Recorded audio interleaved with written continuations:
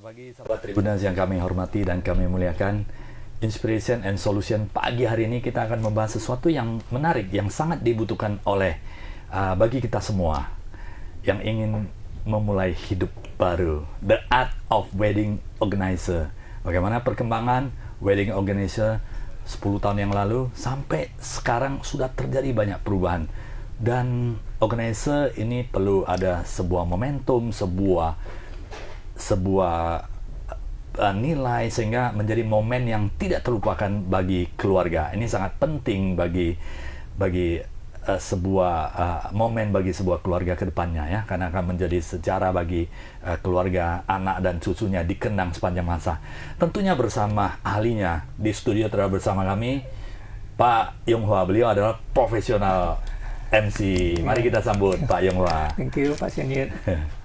Sahabat Tribuners, di studio juga bersama kami Pak Terio Tanto. Beliau adalah MC, public speaker, dan kemudian corporate trainer, host, dan singer juga ya, penyanyi ya. Luar biasa ya. Sahabat Tribuners, nah ini kalau saya mengenal sosok Pak Tanto sama Pak Yong Hwa ini adalah legend, sahabat Tribuners, karena tahun 92 sudah memulai karir mereka sebagai penyanyi. Ada trio GK ya, benar ya Pak Yong Hwa, Pak Tanto ya, dan sangat konsisten sahabat Tribuners. Untuk sukses itu kita perlu konsistensi dan improve terhadap skill and knowledge sehingga memberikan pelayanan terbaik kepada partner kita, kepada stakeholder, kepada klien kita, sehingga akan menjadi sebuah brand yang tidak akan terlupakan. Bagaimana Pak Tanto di studio Tribun Medan? So, hey, what's up smart people? Tero Tanto di sini dan bersama dengan salah satu senior kita, ya Bapak Syanyit. Tentunya kehadiran perdana saya dan juga abang saya di studio Tribun Medan ini kesannya satu kata, ya, itu adalah spektakuler. Luar biasa. Jadi memang studio ini terasa sangat homey sekali. Jadi untuk berbincang ataupun untuk sekadar memberikan informasi itu kita tidak terasa canggung, tidak terasa asing. Itu bagaikan kita di rumah sendiri. Jadi spektakuler itu ya nyamannya dapat, secara profesionalnya juga dapat. Luar biasa. Ya. Sahabat Tribuners, kalau kita diskusi sama profesional MC dan public speaker ya seperti itu. Ya, tidak akan pernah bosan dan kita selalu menggali dan mendapatkan banyak informasi dan cerita yang menarik. Ya. Sahabat Tribuners, kita tentunya ingin mengetahui. Kalau sekarang kita mengetahui sosok dari Pak Yong Hwa dan Pak Tanto, ini mungkin kita melihat suksesnya saat ini. Menghandle banyak event-event yang luar biasa, menghandle banyak wedding, mengorganize banyak wedding di Medan dan di luar kota. Kita melihat suksesnya. Tapi di balik sukses ini ada perjuangan dan ada perjalanan yang luar biasa. Pak Yong Hwa dan Pak Tanto, silakan cerita bagaimana bisa ini tahun 92 itu memulai sebagai profesional single dan bertiga ya, sama bertiga. Ada satu adik kecil, lagi ya, Michelle. adik lagi ya, Michelle ya. Yeah. Dan ini pada saat itu saya melihat wah luar biasa, dan performansnya dan suaranya dan kekompakannya ini yang sahabat Tribuners yang perlu kita contoh bersama. Until now, sampai sekarang 92 saya dan masih kompak. Pak Tanto terlebih dahulu sebagai abang. Ya. Oke. Pak Yong Hwa ya. Iya, si Memang Tanto Tanto juga. Kalau bedanya di Tanto. depan ya. Tanto ya. Silakan. Thank you. Pak Yong Hwa, Thank you silakan. senior kami juga ya Pak Syanyit. Tadi di kata pembuka Pak Syanyit ada satu kata konsistensi, ya. Nah, itu merupakan satu kata kunci. Ya, kenapa?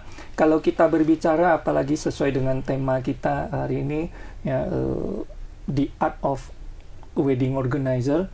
Kalau kita berbicara dari pada saat kita tahun 92, ya, khususnya kita di entertainment showbiz ini, ya, terkhusus untuk wedding Tionghoa wedding, ya, Chinese wedding, ya, saya kira banyak mengalami perubahan. Banyak mengalami perubahan. Oleh sebab itu, mau tak mau, untuk agar kita bisa mengikuti adaptasi ke perkembangan dari wedding, Chinese wedding ini, otomatis konsistensi kita sangat dibutuhkan, ya, konsistensi dan transformasi, ya. Kalau pada era 92, di mana pada saat itu, ya, kita bertiga, ya, mungkin di nikahnya Pak Sianit, apakah kita juga tampil gitu, ya? Kayaknya ada. Ya. Jadi di mana kalau di restoran-restoran itu untuk resepsinya masih ada home band, ya, regular band dari disediakan venue oleh restoran, sendiri, ya. Kemudian singer, termasuk singernya home singer itu, ya. Dan kemudian pada saat itu yang mau nikah, ya, masih tidak begitu ribet. Dan pada saat itu mungkin untuk urusan nikah masih banyak ditentukan oleh orang tua, campur tangan orang tua. Mau di restoran mana, mau di restoran ini. Terus kemudian semua masih bisa terhandle oleh si tuan rumah sendiri. Namun kalau kita berbicara perkembangan-perkembangan, seiring dengan perkembangan zaman, kompleksitas itu semakin tinggi, sehingga tidak memungkinkan lagi, misalnya nih saya mau nikah, ya, bisa dibayangkan ribetnya videografernya, kemudian dari hantarannya, kemudian dari acaranya, resepsi mau gimana, kalau saya yang sendiri handle, wah, bisa dibayangkan ribet, akhirnya mau nikah jadi nggak jadi nikah, terpikir ribetnya, ya. Nah, oleh sebab itu di pertengahan, kalau saya katakan mungkin di dulu bukannya tidak ada wedding organizer, ada, namun, ya, wedding organizer papan atas itu terbatas, ya, ada yang legend gitu, ya, namun sekarang, ya, pada saat ini, wah, perkembangan wedding organizer itu saya kira menggembirakan, ya, banyak tim-tim wedding organizer yang bermunculan. Karena kenapa? Wedding organizer ini sudah menjadi kebutuhan bagi yang mau nikah, yang mau melakukan. Karena wedding organizer itu dia tidak hanya memberikan mengurus di hari H, dari A to Z, dari pre sampai ke bosnya. Setelah sebelum nikah misalnya nih, apalagi kita berbicara sampai perkembangan hantaran yang dikenal dengan sanji, ya. Sanji sekarang udah banyak juga yang ada acaranya, ada resepsinya. Padahal dulu kalau sanji, ya udah dari pihak wali mempelai cowoknya, calonnya ke rumah calon pengantin, bride-nya gitu kan. Nah, namun sekarang sudah dikemas sedemikian sedemikian rupa sehingga menarik, ada acaranya, ada sampai juga dari kostum itu, outfitnya juga menjadi perhatian, concern dari yang mau nikah, ya. Alhasil ini menjadi suatu concern bagi yang mau nikah. Namun ini merupakan suatu positif, ya, suatu hal yang positif. Karena kenapa? Karena nikah itu bukan bercerita tentang bisa berkali-kali. Nikah itu once in a lifetime. Yes, ya. Sekali seumur hidup, otomatis harus berkesan sehingga bisa diabadikan, bisa memberikan ke generasi kita, nih lihat papa mama dulu nikah gini-gini. Itu sih. Luar biasa, Pak Yonghwa. Jadi wedding organizer saat ini juga semakin dibutuhkan, ya. Benar. Karena sebelumnya masih di handle oleh keluarga. Benar. Dan kemudian disupport oleh orang tua. Benar. Jadi sekarang mungkin orang tua juga sudah sibuk, ya. Benar. Ada yang beberapa kegiatan penting. Jangan sampai hal-hal kecil menjadi beda pendapat, ya. Benar. Hal-hal kecil menjadi beda pendapat, ini menjadi sebuah diskusi yang mungkin tidak menyenangkan ya. Benar. Dengan adanya wedding organizer bisa menjadi profesional, bisa memberikan solusi, bisa memberikan alternatif, bahwa di samping ini ada alternatif pilihan yang secara norma, secara kekinian, itu semua Benar. semua dapat diperoleh ya. Benar. Apalagi wedding organizer itu bisa memberikan support ya, vendor-vendor yang pasti sudah efisien dan efektif ya, yang sudah teruji. Jadi sahabat Tribuners tidak perlu memilih sendiri-sendiri lagi. Mungkin ada yang kurang cocok dari sisi pelayanan dan sebagainya. Tapi kalau sudah partner dengan wedding organizer, akan memberikan support dan saya kira akan berkomitmen, karena ini adalah menjadi sebuah hubungan yang win-win solusi jangka panjang ya. Oke, menarik. Sahabat Tribuners, kalau kita cerita di Chinese wedding, itu sudah terjadi perubahan. Sudah banyak yang menggunakan wedding organizer supaya tertata rapi, tidak terlalu sibuk ya untuk mengurus rutinitas, dan istilahnya adalah dapat menghemat waktu dan lebih profesional. Dan saat ini juga yang sebelumnya hantaran ya, namanya sangjit ya. Sangjit itu biasanya dilakukan oleh wali laki-laki, kemudian menuju keluarga perempuan, keluarga perempuan untuk mendapatkan restu lah ya, untuk lamaran, mendapatkan restu dan lamaran. Sehingga sebelumnya itu dilakukan sederhana, pada saat zaman saya juga seperti itu ya. Benar. Tapi sekarang supaya lebih formal, lebih elegan, lebih berwarna sehingga sangjit ini menjadi sebuah acara juga ya. Yang sudah menjadi resmi, banyak dilakukan, dan ada outfit yang menjadi standar ya, dan kemudian termasuk pilihan-pilihan yang hantarannya itu juga pernak-perniknya juga disesuaikan dengan apa ya, apakah ada kaitannya dengan misalnya kalau ada dari suku tertentu ada juga ya, sehingga dari segi etika dan dari segi etnik budayanya itu terdeliver dengan baik. Dan sahabat Tribuners tidak perlu pusing-pusing mengenai hal ini, semua sudah ada. Nah, saya ke Pak Tanto, bagaimana? Tadi Pak Yonghwa sudah cerita bagaimana terjadi perubahan di wedding organizer.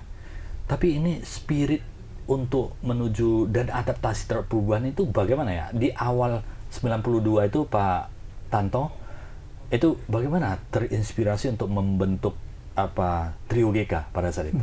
Oke, baik. Kalau kita singgung mengenai Trio GK dan Chinese wedding-nya itu ya. Jadi memang awal cerita itu di tahun 92 itu sebenarnya bukan titik awal.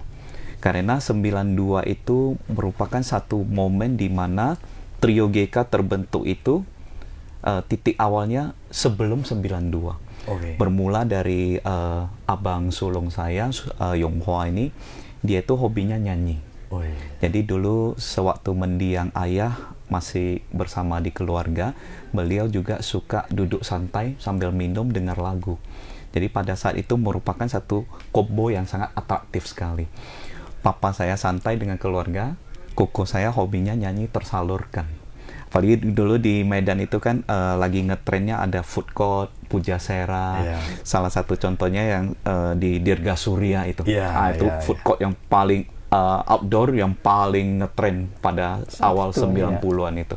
Nah, jadi food court itu kan polanya dia jual minuman, makanan, kemudian menghadirkan artis. Apakah artis dari ibu kota, artis dari luar negeri, Malaysia, Taiwan, lain sebagainya. Dia lihat pasarnya juga berdasarkan weekend-weekend tertentu, hari-hari tertentu. Misalnya ini Mandarin hype, kemudian vibes-nya ini yang penyanyi lagu nostalgia. Nah, jadi disesuaikan itu. Nah, kembali lagi ke tadi, abang saya ini dia duluan di awal tahun 90. Jadi resminya 92 itu merupakan efek rentetan. Yang kedua lihat yang sulung, yang bungsu lihat yang kedua. Jadi kita tarik-menarik. Makanya di 92 itu totalnya menjadi Trio Trio. GK. Awal lahirnya Trio GK ini GK itu. artinya apa? Nah, GK itu sebenarnya kalau dari awalnya dulu ya, kita diberi label GK itu oleh salah satu wartawan juga, jurnalis dari harian apa itu, Pak Richard Valentino itu. Salah satu harian juga lah ya. Udah lama. Kayaknya ya, Saya lupa nama lupa hariannya. namanya. Tapi jurnalis senior itu namanya Bapak Richard Valentino, ya, atau lebih dikenal dengan Aho. Nah, jadi pertama kali biasalah ya, ada promosi melalui dulu kan. Kalau bisa masuk surat kabar atau udah hebat sekali. Itu sudah hebat Iya. sekali. Bangganya. Ya. Iya. Nah, itu Luar bangganya biasa, luar ya. biasa. Sama seperti hari ini kita diundang ke Tribun. Wah, itu bangganya luar biasa. Nah, begitu saya terima flyernya dari abang saya, waduh, saya bangganya luar biasa. Saya sampai ambil flyer itu tidur ya. Namun Oke. Memang Nah, kembali ke Tanto sana dan lagi. Pak Yonghwa adalah tokoh di entertainer dan di organisasinya udah bisa dikatakan top lah. namun kalau memang di flashback terbentuknya Trio GK itu juga memang karena ada alasan. Ya, Ya, karena benar, ada alasan. benar. Jadi kalau boleh dikatakan itu adalah anugerah dari Yang Maha Kuasa ya, Ya. karunia ya. Kalau Jadi, istilah dulunya sesuai dengan ada satu kata-kata itu, sengsara membawa nikmat itu.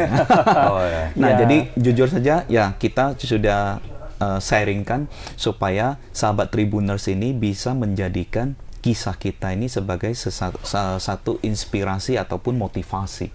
Nah, jadi jujur Trio GK itu awal terbentuknya bukan karena hobi, bukan karena profesi. Itu karena ekonomi. Ya, dimana kala itu 92 awal itu kan Papa sudah terdiagnosa gagal jantung. Jadi sebagaimana yang masih ngetren sampai sekarang ini, kalau jantung ini kan salah satu penyakit kritis yang sangat menguras biaya dan tenaga. Nah, sama hal itu dialami oleh mendiang papa saya. Jadi faktor ekonomi lah yang mendorong kiprah Trio GK itu, yang menjadikan dia gensetnya ya untuk berputar benar. terus. Karena ya didikan keluarga ya, ajaran kami, dan tentunya semangat kami. Kita kalau jadi seorang individu itu ya tentunya harus jadilah individu yang berguna. Jangan jadi individu yang gampang mengeluh, gampang putus asa, dan bahkan tangannya hanya bisa begitu. Ya, Kita dikaruniai dengan fisik yang lengkap, ya, pemikiran. dan dianugerahkan dengan adanya suara yang apa? Akhirnya agar pendidikan, kemudian biaya rumah tangga bisa tercukupi, ya, dengan karunia yang ada, kita yaitu terjun ke tarian suara ya, itu, dunia kita terjun ke dunia entertainment, nyanyi di wedding ya, supaya dapur tetap berasap. mengepul. Luar biasa. Jadi Sobat Tribuners ya, saya secara pribadi bisa apa ya, tersentuh ya, bagaimana melihat perjuangan dari Trio GK ini dari awal.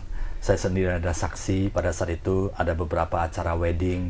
Luar biasa, suaranya bagus, dan saya kira ini adalah mungkin bukan hanya ekonomi ya, tapi saya bisa pastikan di sini juga ada talenta yang dipoles secara terus-menerus sehingga membentuk sebuah skill yang luar biasa yang menjadi menghibur pada saat itu ya. Benar-benar Pak Tanto dan Pak Yonghwa itu keluarga-keluarga begitu melihat Trio GK pada saat itu tahun 90-an itu bukan faktor apa ya, sebuah faktor mungkin ya hanya biasa-biasa, tapi mereka betul-betul itu appreciate. Wah, ini luar biasa pada saat itu. Nah, ini saya sangat appreciate dan terharu juga ya, karena perjuangan tidak mudah. Nah, Pak Yonghwa, bagaimana sebelum kita diskusi tentang organizer saat ini, nanti caranya seperti apa, kita gali dulu informasi yang lebih dalam, the hidden story-nya, kesuksesan dari Trio GK saat ini. Mungkin teman-teman bisa melihat suksesnya hari ini, tetapi perjalanan menuju sana itu bukan hal yang mudah. bagaimana melewati ini semua dan menjadikan sebuah entertainer ya. Karena tidak mudah ya, tidak mudah. Kalau mungkin faktor ekonomi, mungkin orang akan melihat adalah mungkin ada rasa kasihan, iba. Ya. Tapi ini bukan seperti itu. Bagaimana menciptakan value nilai menjadi sebuah pertunjukan yang menghibur. Belajar dari mana, bagaimana cara improve ya dengan situasi yang terbatas seperti itu, Pak Yanuar. Oke. Jadi satu talenta ya, dia akan bersinar apabila ada peluang yang mensupportnya, mendukungnya. Untuk itu maka kami juga berterima kasih ya kepada masyarakatnya seperti ya senior kita Pak Sian Yet yang tentunya bisa support sehingga ada Trio GK sampai hari ini. Peluang itu jadi artinya begitu. Seorang ahli, seorang expert itu talentanya tidak akan tersalurkan kalau tidak ada peluang yang mendukungnya untuk ini. Nah, jadi kalau itu bicara tentang bagaimana seorang rising star itu muncul. Tapi juga begitu peluang itu ada, maka talenta ini juga harus bisa selalu self development, mengembangkan diri, konsisten.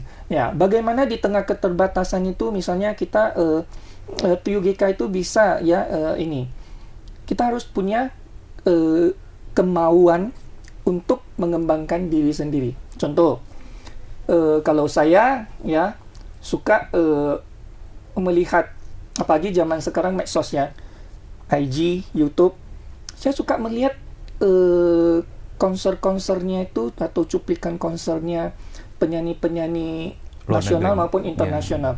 Dari sana kita bisa belajar loh bagaimana, contoh Andy Lau, konsernya Andy Lau pada saat dia menyanyikan lagu ini, lagu sendu, lagu yang bercerita tentang ini, dia benar-benar bisa menghayati sampai keluar air matanya, bisa bagaimana. Nah, itu kita pelajari, kita lihat ya, ketemu di mana apanya sehingga kita implementasikan. Nah, ini grup band ini harmonisasi vokalnya kok enak gitu ya. Nah, kita pelajari. Nah, dari sanalah jadi ada self improvement itu sehingga kita bisa, peluang itu sudah ada ya. Kita juga harus menjaga peluang itu agar tetap berkesinambungan dengan menghadirkan satu hal atau sesuatu pertunjukan yang memang bisa membuat peluang itu tetap memberikan jalan kepada kita. Luar biasa. Jadi sahabat Tribuners, kesuksesan atau keberhasilan itu mungkin tidak akan bertahan lama tanpa didukung oleh improvisasi dan kerja keras lagi ya, supaya bertahan lama dan kemudian dikenang untuk waktu yang akan lama, jangka waktu yang tidak terbatas ya. Perlu adalah peningkatan kemampuan diri dan mencari peluang dan mencontoh-contoh yang sudah sukses ya. Benar. Mencontoh yang sukses supaya bisa memberikan. Nah, saya ke Pak Tanto. Pak Tanto, sekarang juga ada corporate trainer, host dan beberapa event-event untuk corporate ya. Ini dari penyanyi, kemudian wedding organizer, kemudian ada menghandle beberapa corporate. Bagaimana mengatur ini semua? Nah, jadi kalau untuk mengatur ini, semuanya dan intinya harus berpulang ke kita sebagai individu. Kualitas individu sangat penting dan sangat berpengaruh di sini. Mengingat apa yang saya lakukan ini kan multi channel ya, kita multi channel. Bahkan saya pernah diberikan pertanyaan, Teruo Tanto, kamu itu sebenarnya siapa? Ya, mungkin kalau kita menilai dari backgroundnya saya sendiri, dari pendidikan saya, orang bahkan tidak pernah menyangka saya ini anak science. Karena kerjaan saya public speaking, MC, singer. Ya, kemudian orang bahkan tidak pernah akan mengira saya ini adalah seorang corporate trainer. Dia kan cuma penyanyi. Kok tiba-tiba dia berbicara mengenai corporate management, service excellence, ya public speaking. Jadi Itu dia, kembali ke kualitas kita sebagai individu dan konsistensi untuk menjalaninya. Nah, kemudian sebelum ke kualitas individu, perlu juga saya sharingkan ke para sahabat Tribuners bahwa orang itu untuk bisa menjalani sesuatu hal yang multi-channel itu, dia harus ada satu kata, curiosity, rasa penasaran. Nah, kebetulan rasa penasaran saya besar sekali. Makanya saya sering tertantang untuk belajar hal-hal baru. Dan pada saat belajar hal-hal baru, saya ingat satu pesan dari mentor saya, guru saya itu, bahwa wadah ini harus selalu kosong. Isilah dengan ilmu yang sudah kamu pelajari. Kalau wadah ini tidak kosong, ilmu yang kamu isi itu tumpah. Dia tidak masuk ke wadah. Itu. Top.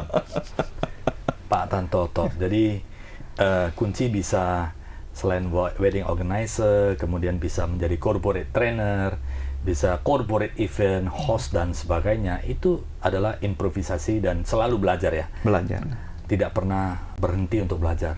Berangkat dari rasa ingin tahu yang besar. Curiosity yang ingin besar. Ya. Ya, sahabat Tribuners bisa menjadi inspirasi dan contoh bagi kita semua untuk selalu belajar yang lebih baik lagi ke depannya.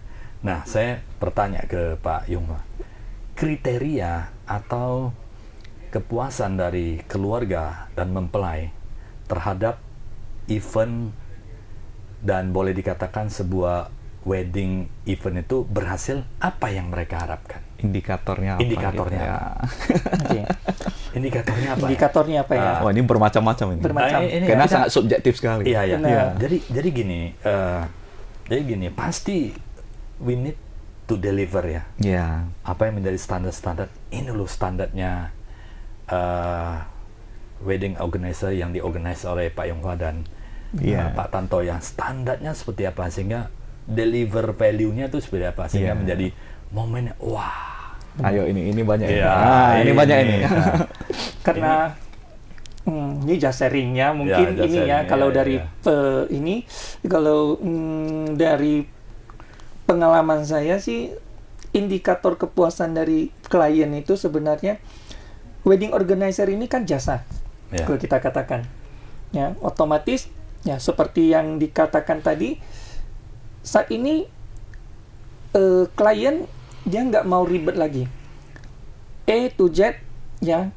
Lu wedding organizer bisa propose bagaimana, kemudian Konsep implementasinya kemana, ya saya mau begitu. Jadi ya dalam suatu acara, seorang keprofesionalisme dari wedding organizer itu sangat mempengaruhi tingkat kepuasan dari si klien. Karena kenapa? Klien artinya begini, saya cari lu sebagai wedding planner untuk acara saya, otomatis gua nggak mau lagi dong disibukkan bahwa ini lu tanya lagi ke apa lu udah harus tahu apa yang gua butuhkan. Profesional. Jadi artinya seorang wedding planner, wedding organizer itu dia dituntut, dia harus tahu dulu konsep apa yang diinginkan oleh klien pada awal pertemuan. Oke, Pak, Bu, nikah Anda mau berkonsep yang gimana? Oh, saya mau begini. Sehingga kebutuhan itu sudah bisa langsung dipropose oleh wedding organizer sebelum dia cocok enggak. Si klien itu merasa, oh oke, berarti di persiapan itu, di propose itu sudah muncul satu kepuasan. Artinya kita bisa bagaimana klien menilai seorang wedding planner pada saat awal, misalnya nih, saya mau nikah ya dengan konsep gitu ya, kamu propose ya, sebentar nanti beda, Pak butuh dokumentasi enggak, Pak butuh band enggak? Itu menjadi tidak profesional. Jadi semua daftar dia yang tidak tuntas mandatori maksudnya. itu sudah harus diberikan. Benar, begitu harus awal diberikan. Benar. Begitu awal kita ketemu klien, bincang pertama, full service kita sudah tahu kebutuhan klien ini gimana, sehingga kita akan mengkonsep satu proposal yang sesuai dengan kebutuhannya. Kan kata pepatah kan, pandangan pertama begitu menggoda. Iya. Kan? Bagaimana kalau pandangan pertama aja udah, loh, kayak mana profesionalisme ini? Belum apa, gua udah bertemu di awal bilang mau gitu, dia balik tanya ke saya one by one lagi. Ekspektasinya sama persepsinya jomplang. Benar. Jomplang. Jadi Iya. kalau boleh saya tambahkan itu, before our customer know who we are, actually they will feel how they feel to us. Yes. Jadi sebelum dia tahu kita itu siapa, namanya siapa atau brandnya apa, dia akan merasakan dulu kesan saat berkomunikasi atau berinteraksi dengan kita itu bagaimana. Benar. Jadi menjawab pertanyaan Pak Sianjet itu, kalau versi saya yang mungkin cukup subjektif ya, itu adalah dengan adanya repeat order. Yes. Referensi ya. Ya, repeat order dan referensi. Jadi mungkin orang tidak, apalagi kita tahu lah masyarakat orang Medan, apalagi di kalangan yang old money itu, atau dalam hal ini adalah para orang tuanya dari bride atau groom, dia tidak pernah akan muji kamu langsung. Wah, kamu hebat ya, kamu ini segala macam. Tapi itu dibuktikannya dan ditunjukkannya dengan repeat order. Next, anak kedua. Tante, wah, ya. Next, siapa lagi? Atau dia bilang, nanti anak koko saya, oh lu pakai ini aja, lu pakai ini aja. Yes. Itulah bukti dan indikator keberhasilan kita sudah berhasil deliver. Benar. Ya, satu demand dari ataupun permintaan dari klien kita. Benar. Nah, itu Bahkan dia. sampai untuk misalnya masalah yang simple aja, misalnya nih, kalau si klien itu dia sudah memang timbul rasa puas dengan Puas si dan percaya, wedding organizer ya. percaya, untuk pemilihan venue aja dia bahkan minta rekomendasi dari Ya. IO. Oke. Dan pernah, ini saya tambahkan sedikit Pak Sianjet, bahkan pernah karena ada satu trust yang sudah terbentuk ini, yang nikah itu sesuaikan dengan jadwalnya kita. Padahal jarang sekali kan. Ya. Seharusnya kita sebagai profesional penyedia jasa, kita harus ikuti jadwalnya. Apalagi di Chinese wedding itu kan ada date pemilihan selection tanggal, ya, pemilihan hari baik lain sebagainya. Pernah turn diganti. Kamu bisanya kapan? Oh, okay. Itulah puncak satu kepuasan ya. kepuasan dan satu trust yang memang sudah terbangun gitu. Oke, Ya. menarik ini. Nah, Pak Tanto, kalau kita cerita wedding itu adalah momen yang sangat spesial, dan itu adalah seumur hidup. Dan bagaimana membuat momen itu begitu bahagia untuk kedua mempelai dan orang tuanya. Apakah kalau seremoni itu kan biasa ya, Benar.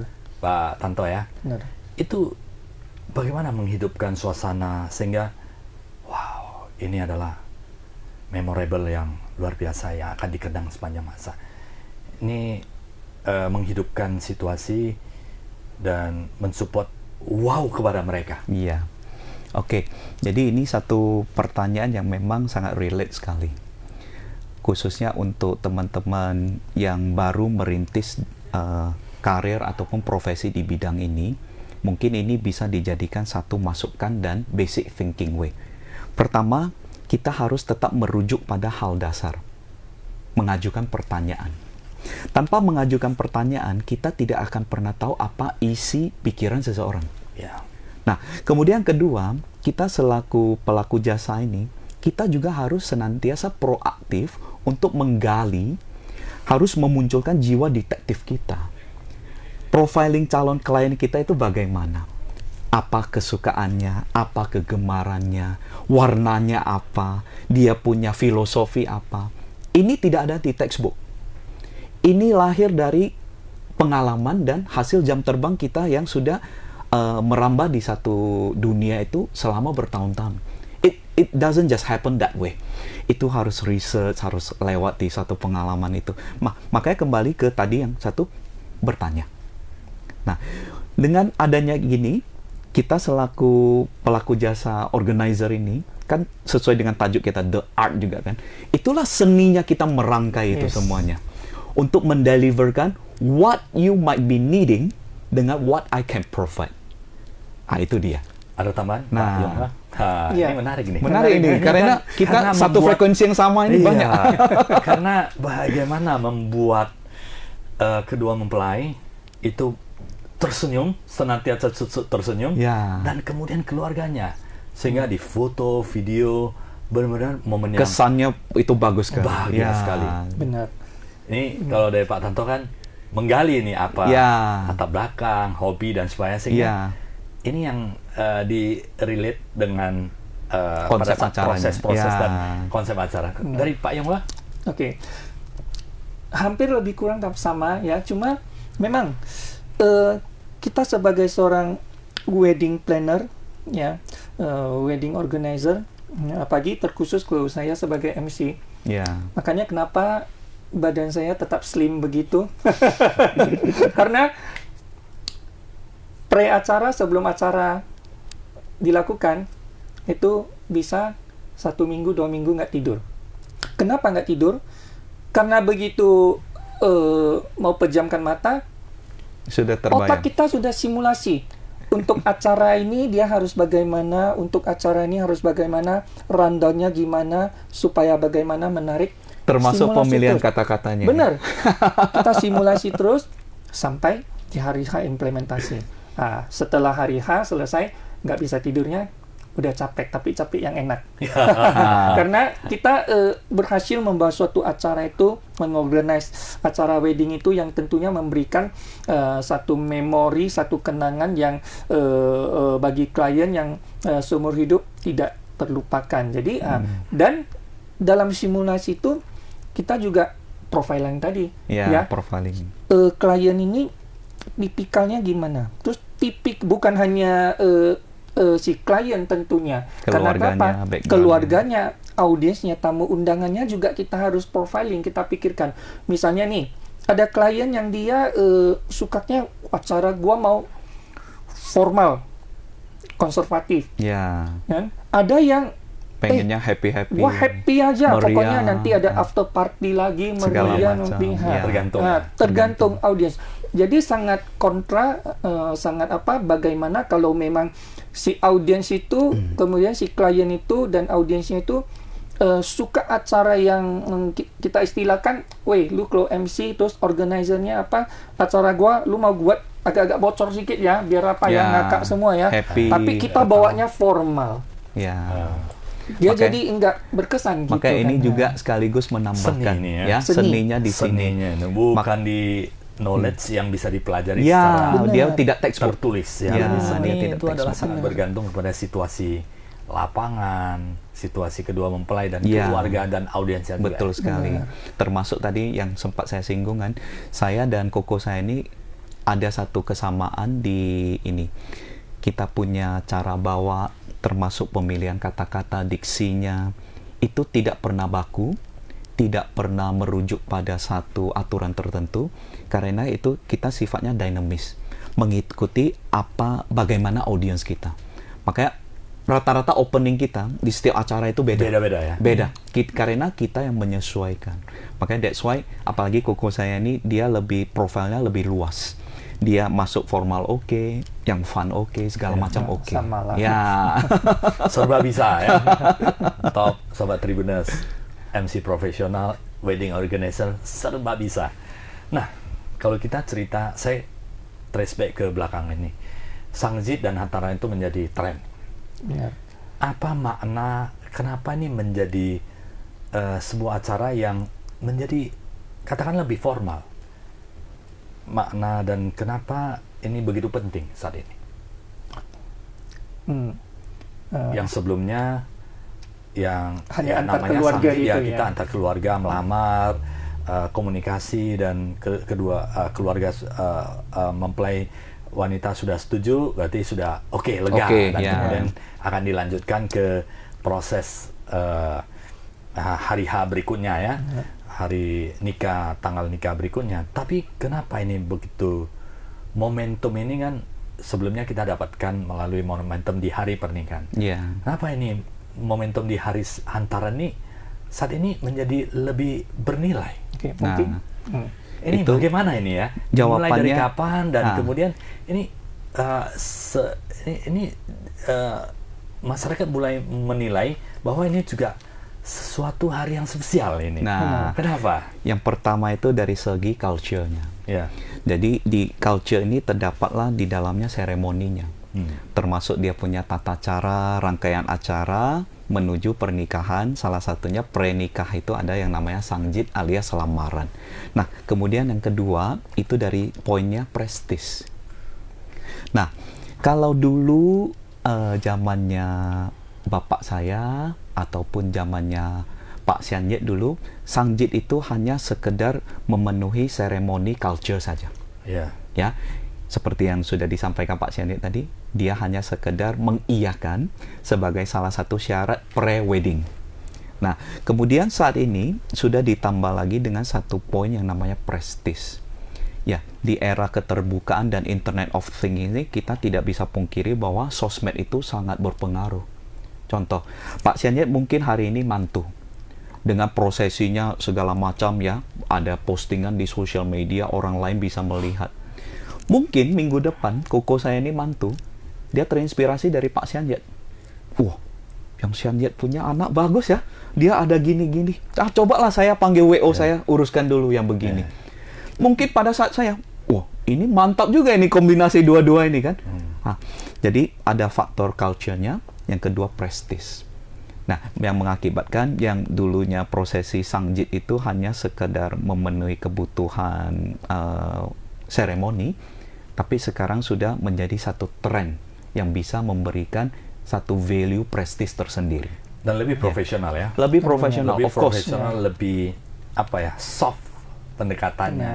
Pendekatan soft dan dikemas secara rapi. Ya. Dan Pak Sian Yet kan bisa lihat sendiri juga yang sekarang ini yang memang lagi ngetren itu kan. Hantaran ini sangjit ini menjadi outfit saja tematik. Outfit saja sudah tematik. Ya. Dekor tematik. Bahkan kadang pemilihan MC juga harus tematik. Ya. Benar. Apalagi yang pernah kita lakukan itu kan, dia bilang saya harus full Hokkien.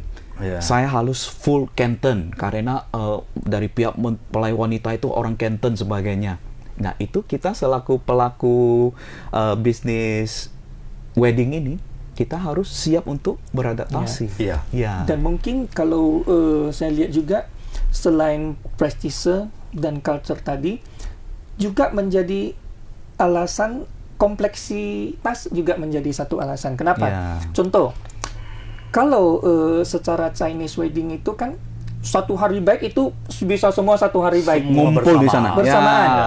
Terkadang ada keluarga yang mungkin apakah dari luar negeri atau dia Luar ada kota. yang lebih penting luar Ya. kota, di hari H nggak bisa tiba, di sangjit itu ya dijadikan Dimodifikasi resepsi, lagi. dimodifikasi, dia mungkin bisa Tipai memberikan duluan. tipai duluan.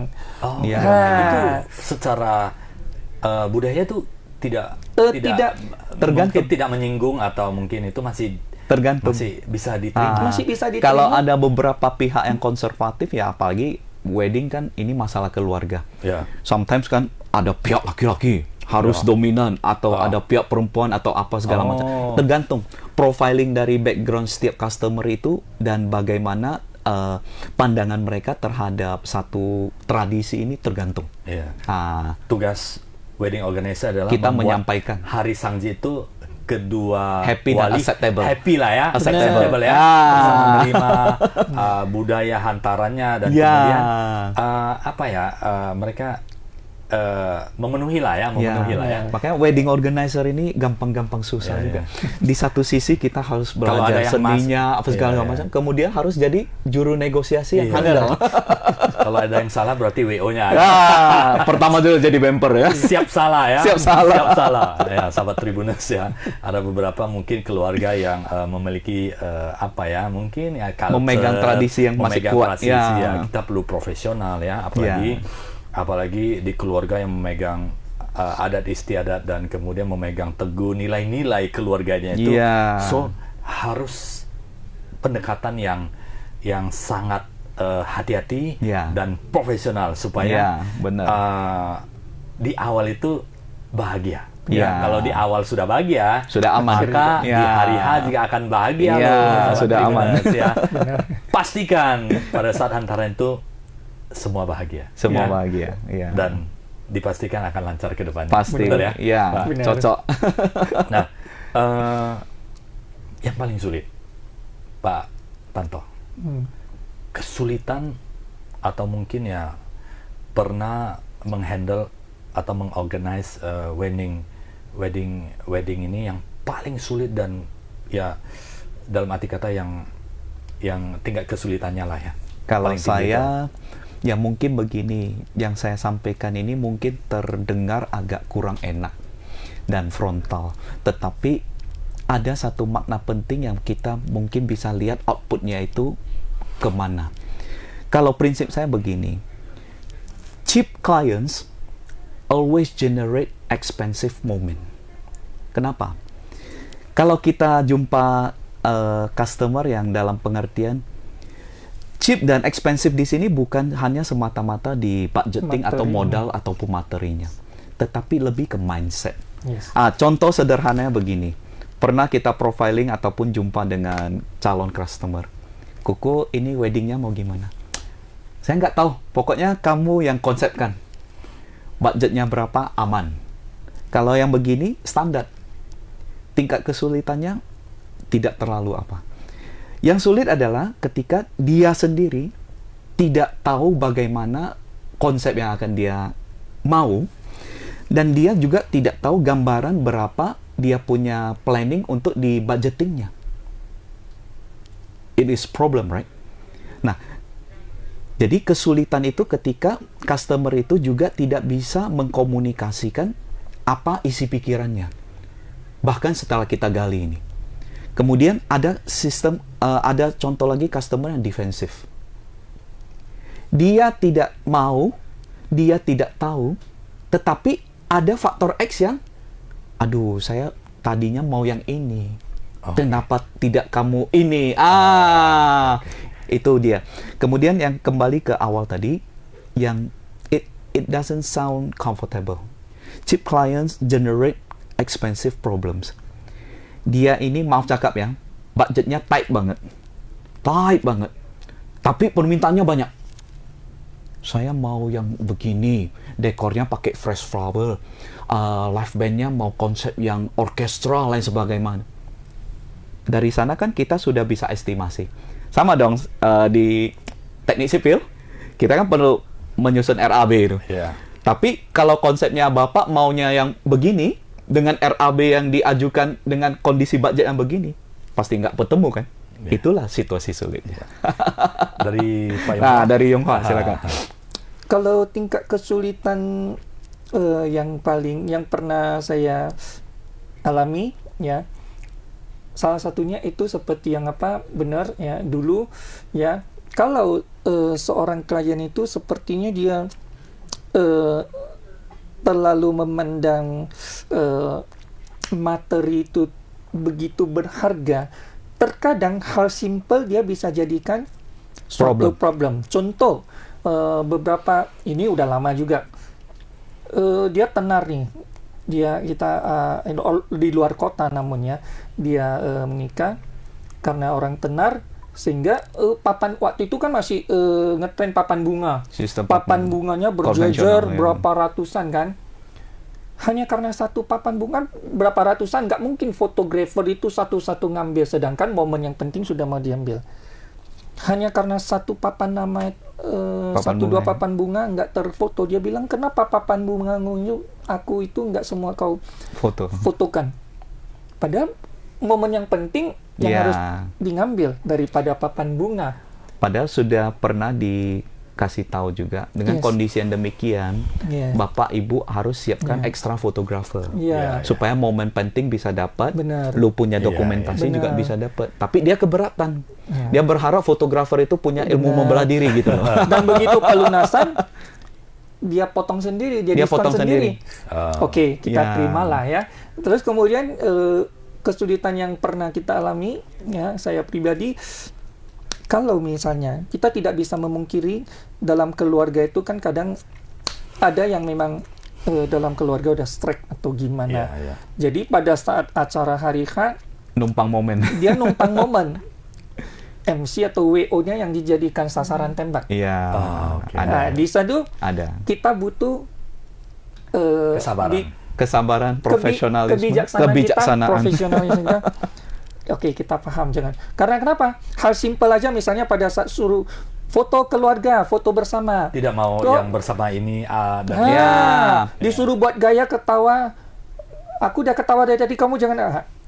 Dia luapkan emosi Numpang itu momen. sebenarnya Ya, bukan ya. apa. Nah, numpang momen, untuk supaya pelampiasan. pelampiasan atau dia ada kritis dikit lah. Iya. Oke. Ya, inilah suka duka ya. Di art, inilah Di art. seninya. Inilah seninya ya, yang kita harus memberikan terbaik Benar.